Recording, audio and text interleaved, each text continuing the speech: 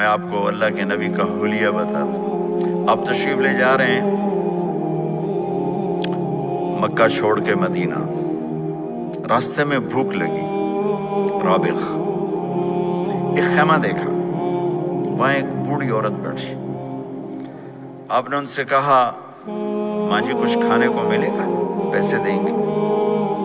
اس نے کہا بیٹا بارش نہیں ہوئی، کچھ بھی نہیں ہے، قحط ہے، کھانے کو بھی نہیں ہے، پینے کو بھی نہیں ہے۔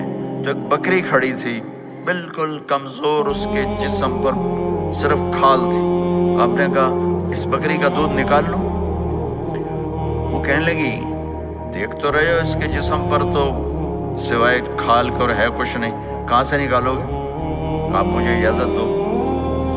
اب چونکہ ایک عجیب سا واقعہ ہو رہا ہے کہ ایک ایسی بکری سے دودھ نکال